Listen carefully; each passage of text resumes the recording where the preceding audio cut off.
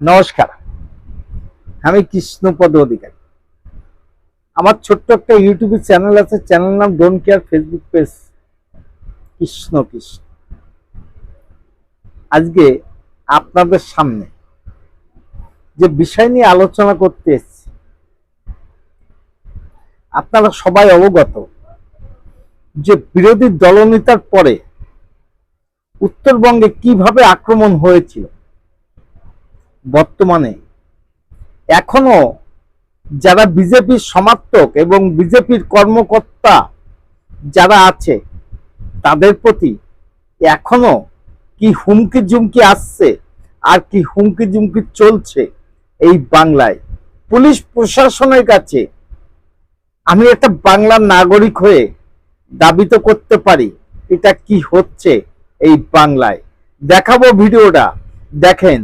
যদি ভিডিওটা দেখার পরে অডিও কথাগুলো শোনার পরে আপনারা বলবেন পুলিশের ব্যর্থতা আছে কি না, প্রশ্ন করে গেলাম আপনাদের কাছে। চলেন শোনা যাক সেই অডিওর কথান্তর। আচ্ছা, তাহলে শুভেন্দু অধিকারীর গাড়িটা আমি ভাঙছি, তাই তো? শুভেন্দু অধিকারীর গাড়িটা আমি ভাঙছি।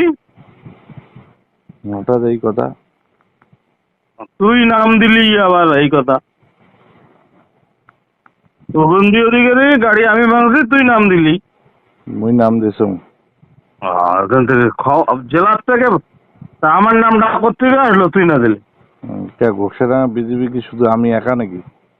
বর্তমান তুই একাই, তাই নাকি? মুশকিল। তো বল কে আছে, কে দিল আমার নামটা? তো ঘোষণা থেকে বিজেপি আমি একাই, তাই না?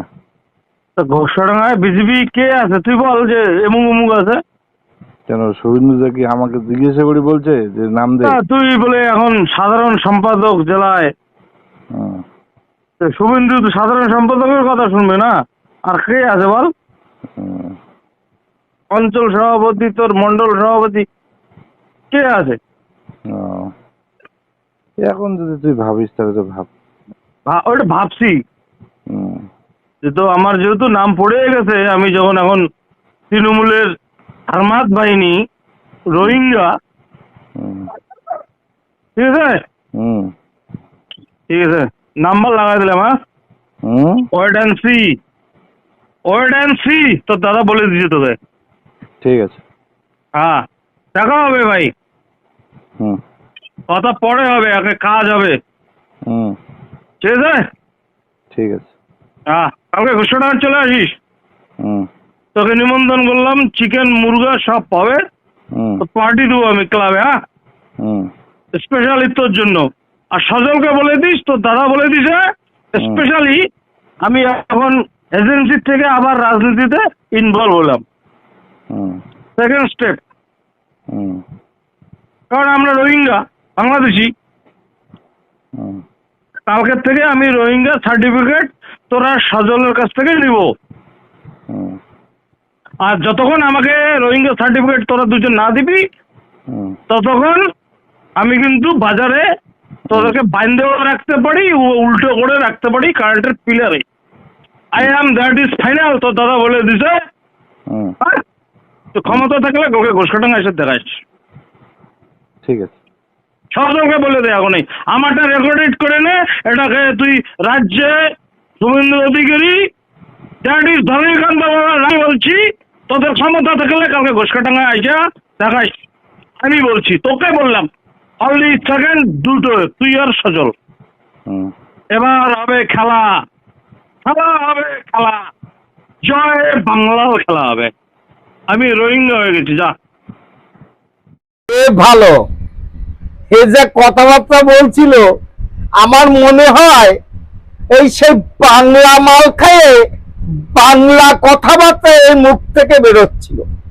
কারণ আমরাও জানি কারা রোহিঙ্গা আর কারা রোহিঙ্গা না, সেটা আমরা ভালো করে জানি। আর তোর মতন অপদার্থকে, তুই তো থাকিস উত্তরবঙ্গে আর আমি থাকি দক্ষিণবঙ্গে, তোর এই কথার প্রতিবাদ জানায় আমি বলছি যদি ক্ষমতা থাকে ছুঁয়ে তো দেখ কেমন লাগে। আর পুলিশ প্রশাসন এই ভিডিও দেখার পরে এবং এই অডিও কথা শোনার পরে এখনো নীরব কেন প্রশ্ন রেখে গেলাম বাংলার জনগণের কাছে। কারণ এই অপদস্থ পুলিশরা এইভাবে ফোন করে হুমকি ঝুমকি মারছে। একটা আসামি যেহেতু তার নামে এফআইআর আছে, সে এখন মুক্ত বাতাসে ঘুরে বিজেপির সমর্থককে এবং বিজেপির কার্যকর্তাকে যেভাবে হুমকি ঝুমকি দিচ্ছে, আমি তার নিন্দা জানালাম। আমিও বলতে চাই, আর কতদিন এইভাবে এই বাংলায় চলবে জানি না। সময় এখনো আছে, সংযত হয়ে যাও, তা না হলে সবারই দিন সময় তো না যায়, তোমারও দিন খারাপ আসতে পারে, অপেক্ষায় থাকো। তাই আমি প্রতিবাদী ভিডিও করি। আমার এই কণ্ঠ আছে যতদিন, প্রতিবাদ করব ততদিন। আমার চ্যানেল নাম don't care, Facebook page Krishnapada Adhikari. আগামীতে আবার কোনো নতুন ভিডিও নিয়ে আসছি আপনাদের সম্মুখে। নমস্কার। Madam, when sorry.